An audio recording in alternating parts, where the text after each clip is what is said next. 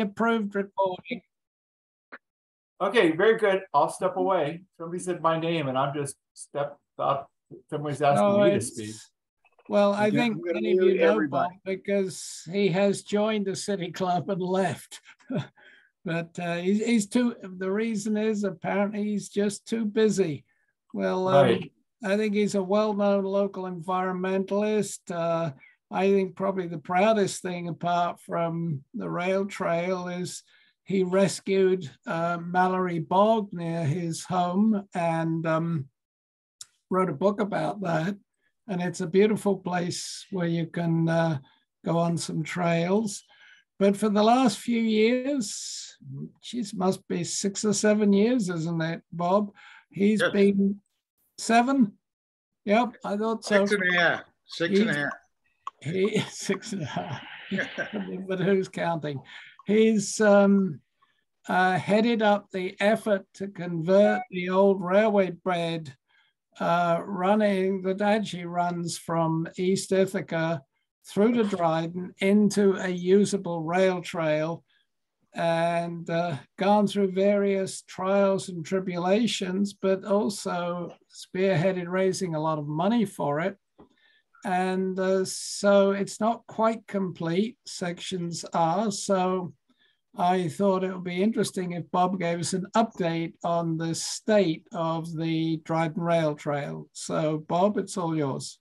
Okay, but I'm going to mute everybody. Bob, unmute yourself.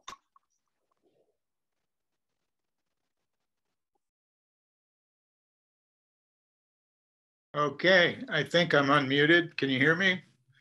Yes. Good. Thank you, Peter, for that really nice introduction. And as some of you may remember, a few years ago, I gave a talk on the same topic. And so today is an update, as Peter indicated. I'm happy to be back. And I probably will take about 20 minutes, but remind me if I go over, and we'll leave time for questions. If I could have the screen for my slides. So I need to share screen. Yep. Okay, let's see what we can do here.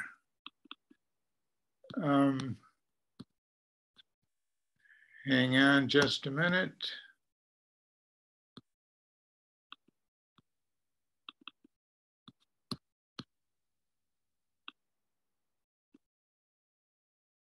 Okay, can you all see that? Perfect. Yes. I don't know if I can move that over a little bit. That's good. As good as it gets. Yeah, it might, some on the right-hand side might get blanked out. I'm not sure if I can fix that. Let's see. Hang on just a second. Let me move over as far as I can. And oh,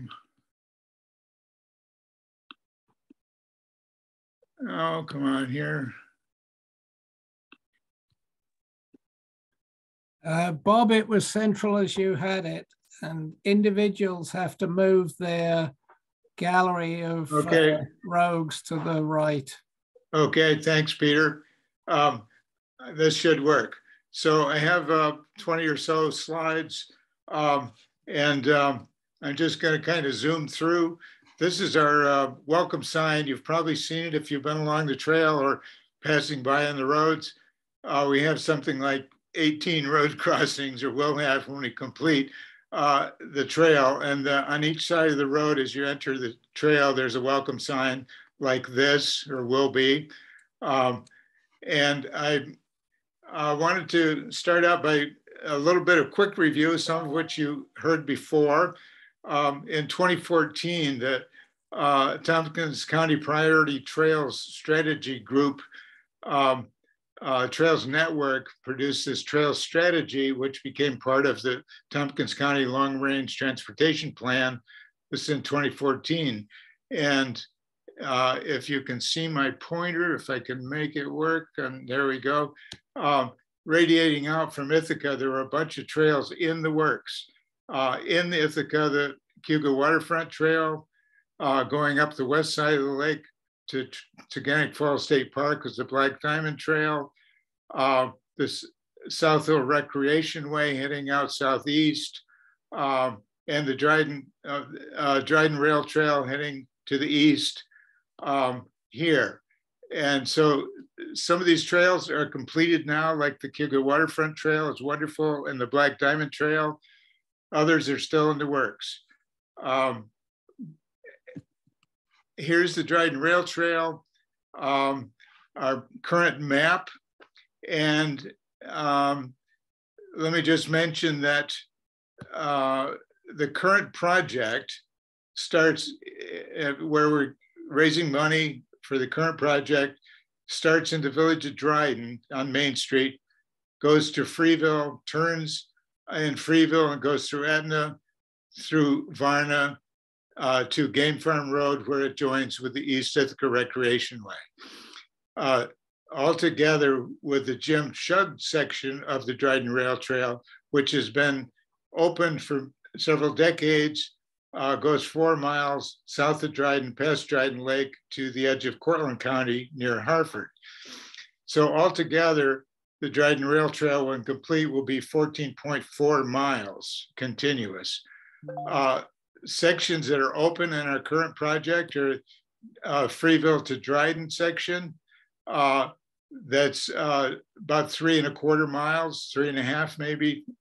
Let me mention that the two villages back in the about 1980 purchased their pieces of the rail bed, Dryden Village and Freeville, from the defunct bankrupt railroad. They purchased their sections. The town of Dryden had previously purchased what became the Jim Shug Trail south of Dryden. So those are owned by the municipalities. The section between Dryden and Freeville Village and all the way from Freeville to Ithaca was returned to private owners. In that stretch, 10.4 miles, in our research starting in 2016, when the town established the Dryden Rail Trail Task Force and appointed me as the chairperson, and I recruited 8 other volunteers to work on this massive, it seemed massive project. Doing the research, we found that there were 48 land parcels privately owned and 38 different owners. A few owners owned more than one. So our challenge was to reach out to all those owners and see if we could get them on board for building this trail and opening it to the public. Well, over the last 6 years, we have gotten nearly all of them on board. Most of them have donated permanent trail easements to the town of Dryden. So what seemed impossible for several decades has become close to reality. So the section from Dryden Village to Freeville is 3.25 miles about through Freeville, and the stretch from East Ithaca Recreation Way, if you can see my pointer, up to Route 13 is another, I think, 2.75 miles. And the orange here is the section we're still working on, not yet open. We have many of those easements, most of them, in fact, with a few to go. So we're still working to get through Etna to Freeville.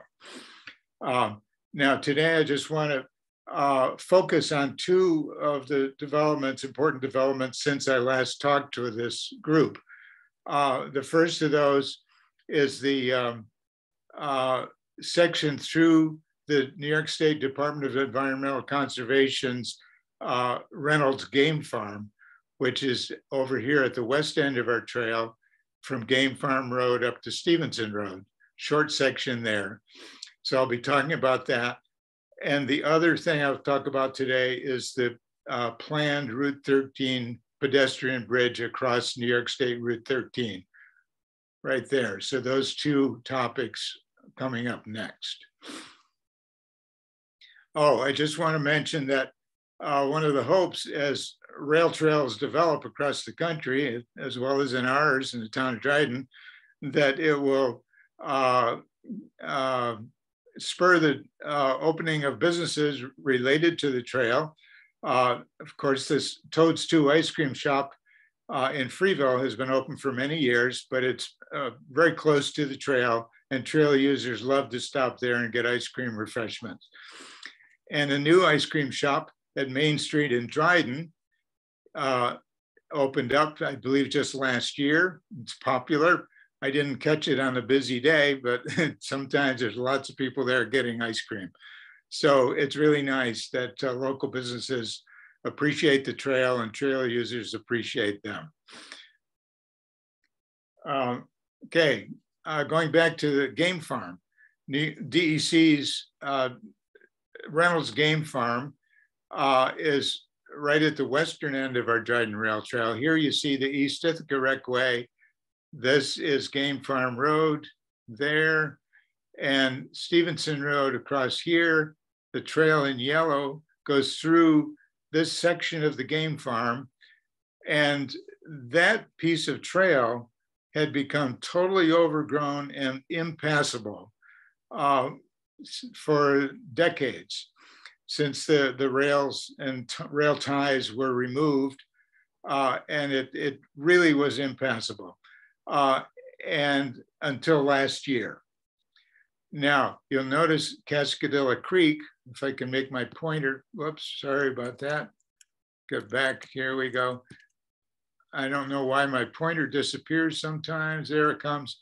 Cascadilla Creek flows through the game farm and makes a loop right there, and then flows towards the city of Ithaca and down through College Town and down the beautiful Cascadilla Gorge, the wonderful trail through the gorge, and eventually down into Cuba Lake. So since the railroad being built in the 1870s had to cross Cascadilla twice, they built timber trestle railroad bridges, 2 of them right there, fairly close together. That stretch is about 1,800 feet between the 2 roads. As I told you, was totally overgrown until last year. I hiked in the creek when it was low water and just took a few pictures of the old railroad trestles. And there's a closer one. You can see the timbers and the vertical pieces and the horizontal big timbers up above. And this was created with creosote treated lumber, soaked in creosote. And gradually over 150 years, portions of it start to rot. But interestingly, it rots mostly on the inside because the creosote protected the timbers on the outside, and most of the strength of the timbers is on the outside. We hired an engineering company, local, T.G. Miller, to do an analysis, structural analysis of the trestles to see if they could be kept in place and renovated for trail use. DEC engineers in Albany said, no, we're gonna have to tear them out. You've got to replace them with new bridges, which would have cost several $100,000. After a long debate, we finally got approval to do what we wanted to do and to renovate the 2 trestles. And our Dryden Town Highway and Department of Public Works crews got busy and did a wonderful job just last year in the summer. And this is a view from above one of those trestles looking down at the creek. They cleared the old decks, taking out the vegetation and the gravel and dirt that was there down to the wooden deck. And for the most part, it was in pretty good shape.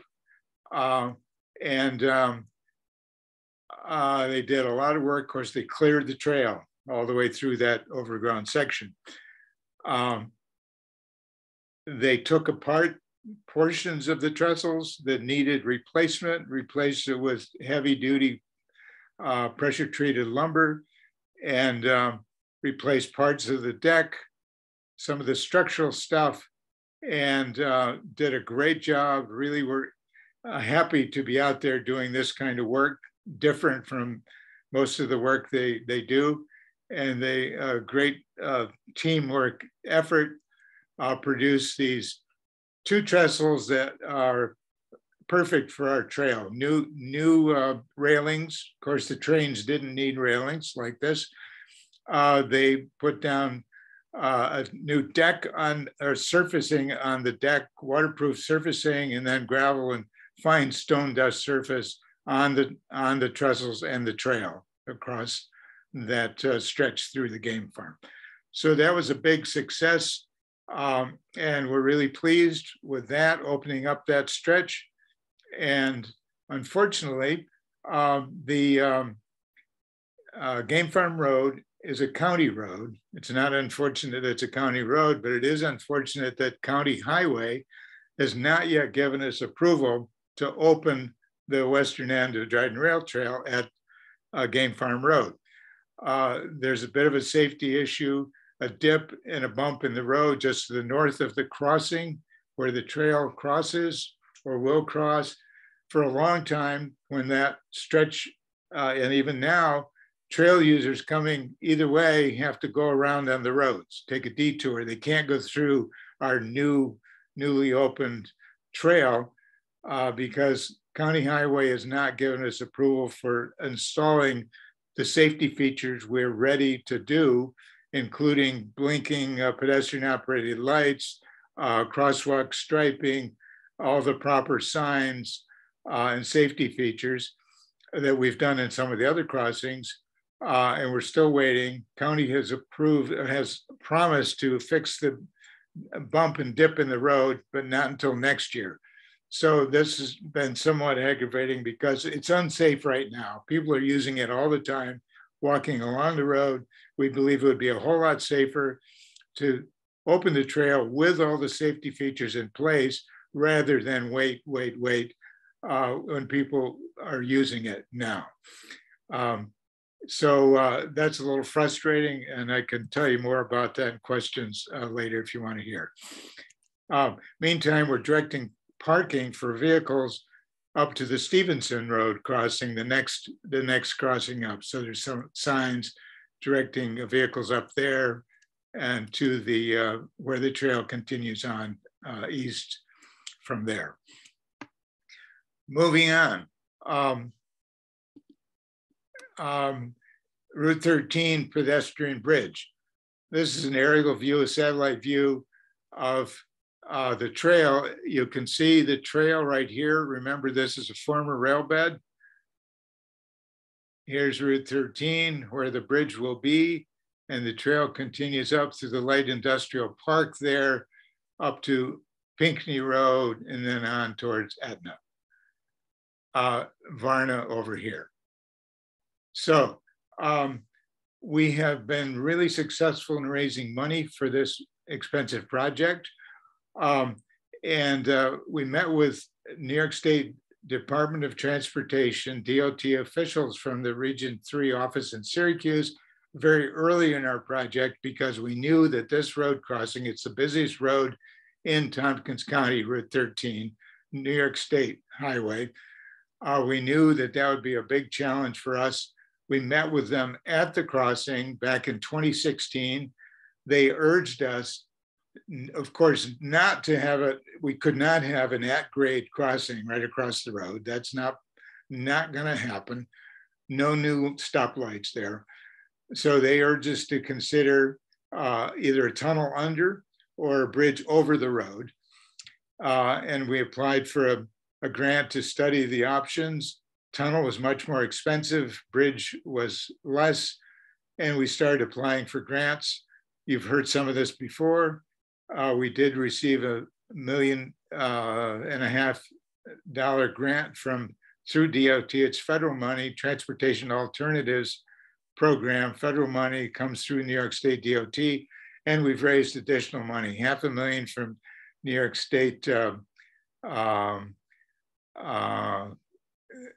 York State Assembly, County Tourism Program, $50,000 grant. And so we had most of the money we need. And I'll come back to that in just a minute. Now my computer is stuck. What's going on here?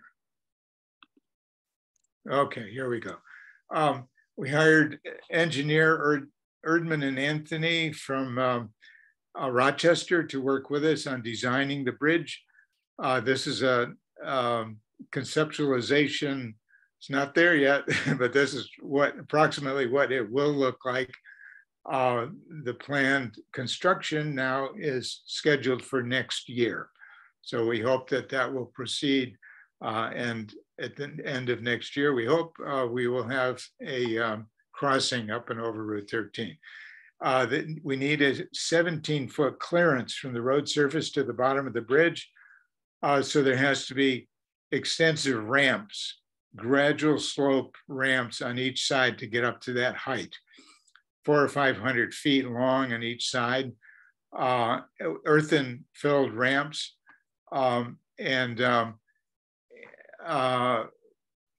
Here's the engineering drawing at Route 13. You can see in the middle, this is Route 13 here. The bridge crosses right there with abutments and wing walls on each side, and the ramp leading up to across the bridge and down the other side. Now you may wonder why the ramp curves on the east side. Well, there are two private properties there. On the Cornell side, the western side, Cornell University is highly supportive of our project, and Cornell plantations or Cornell natural areas of the Cornell Botanical Gardens highly favors our project. We have an easement from them. We did not have necessary easements on the east side to accommodate this ramp. To the north side, there is a 2-acre private property, a residence, just about 2 acres, 2.08 acres, and it's a rental property. There's a very small octagonal house that's located up here where you can't see it on this map, owned by owners up near Syracuse and rented. The owners initially gave us an easement back in 2016 for a flat trail before we knew what we were going to do there getting across the road. So we have an easement, but they are not happy with the idea of the ramp, and we have not been able to talk with them. They just don't want to communicate for the last 2 or 3 years. And so, but meantime, we have gone to extra trouble to minimize the impact. This project is going forward. We cannot move the position of the bridge on the highway. It's grandfathered in because that's where the trains crossed. And because this is a limited access controlled highway, we cannot move the bridge one way or another. So that's where it has to cross. Because the ramp slopes on each side are fairly wide, it extends onto this private residential 2-acre property more than we'd like it to. It would extend, if we went straight, it would extend considerably onto that property, but we've chosen to curve the ramp away as soon as we can, away from that property and entirely off of the small residential property. In the next slide, you can see how the ramp comes back on to the rail bed. The house, this is the garage of the private property. The house is further up near the top of the screen there. So we have gone to the extra trouble with our engineers to minimize the impact on that residential property. The amount of land we need is 0.16 acres. So just under 0.2 of an acre. And New York State Department of Transportation last year offered to manage the property acquisition process. So they have taken over as part of our grant to reach out to the owners and make a deal. And we can talk about this more later, but the process normally is that they can be offered fair market value. Of course, the piece we need, 0.16 acres, will be appraised. The owners can negotiate a little bit. They will be paid fair market value, or perhaps could negotiate a little bit more than that. If they still say no, the DOT will proceed with acquiring it, and they still will get paid fair market value. So we hope there can be still a friendly agreement there. We know that the owners and the residents of that property will enjoy the trail once it's installed. And we feel strongly that this is a good thing. Now, on the other side of the trail at this point, for a number of years, the owner of the large, it's 23 acres, the owner of the large former Wilcox Press property was planning to sell and told us we'd have to wait for a new owner. Well, we got a new owner in last year in the fall. It's Knickerbocker Steel Bed Frame Company, and they've moved in. They're planning to move their operation from New Jersey. They love our trail plans, and they've told us they will donate to the town of Dryden whatever we need. So the piece that we will need on their side, which is not really close at all to their building or parking lot, they're happy to donate to the town. So that's in the works.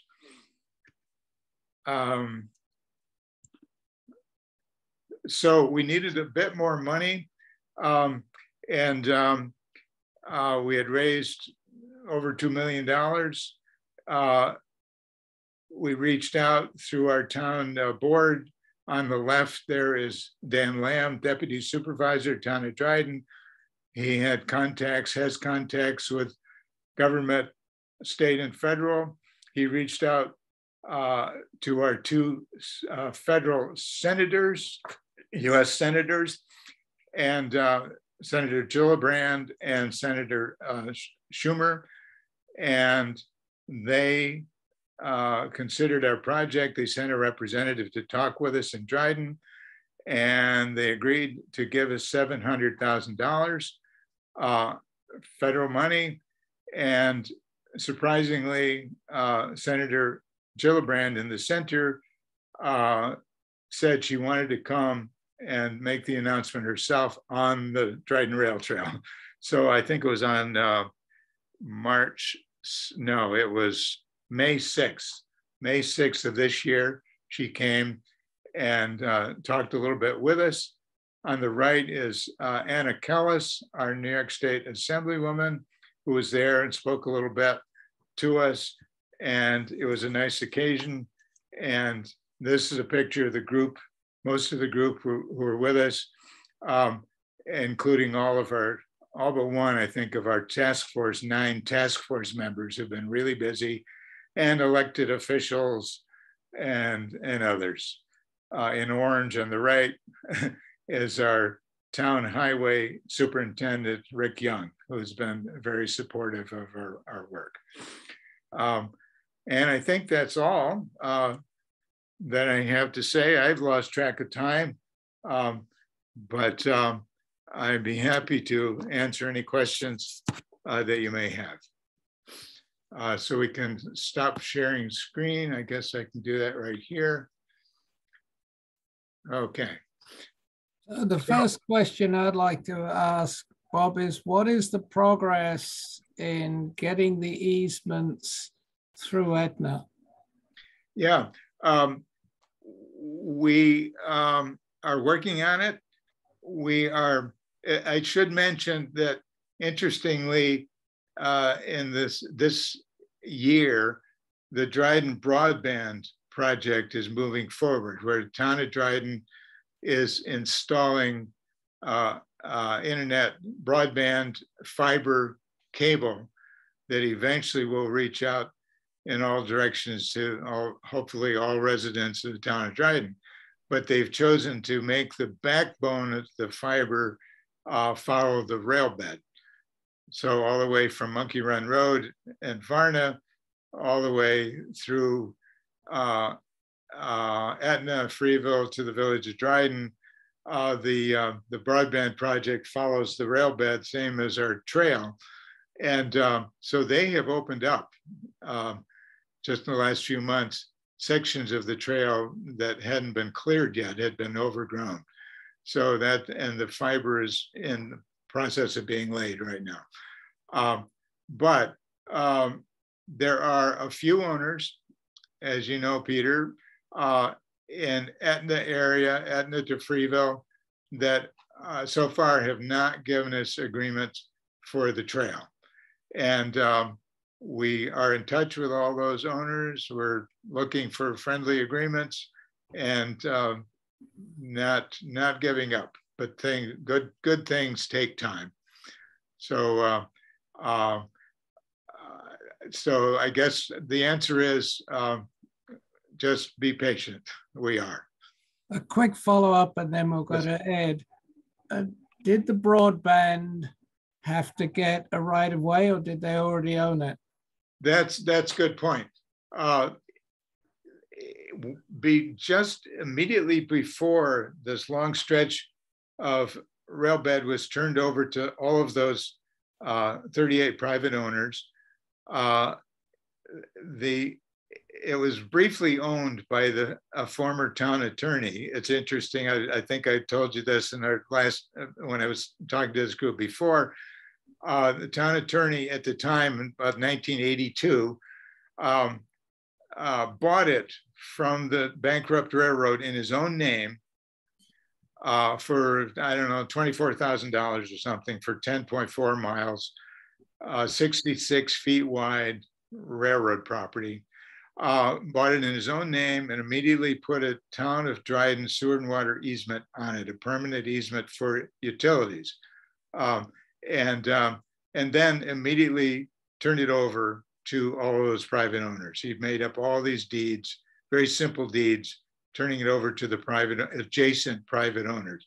So yes, the town had utility easement already for sewer and water. Attorneys determined that does include internet broadband, which was unknown at the time. So the town did not need to get approval from the owners for broadband. So Ed had a question. Yes. Yeah, Bob, some of us vintage bike riders need a little help. Are we allowed to use electric bikes on that trail? Good question. Yes, you are. E-bikes. Okay. E-bikes up to 20 miles an hour. I think the first two classes of e-bikes are definitely allowed and encouraged.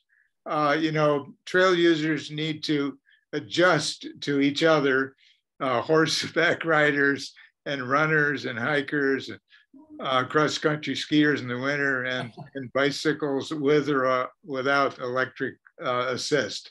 So yes, as the trail gets built and the surface gets improved, it will be eventually, we plan to make it a stone dust surface, very much like the Black Diamond Trail.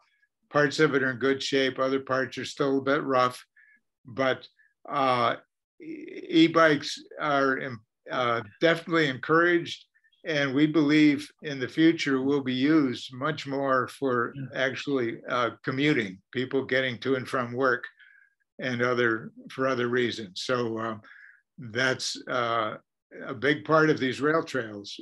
People actually using them as transportation routes off the highways, safer routes for everybody. Bob, yes. I've got a question for you. Like land trusts have tax incentives for property that's given to the land trust. Do you have any tax incentives built into what you're able to offer these slow to warm up property owners?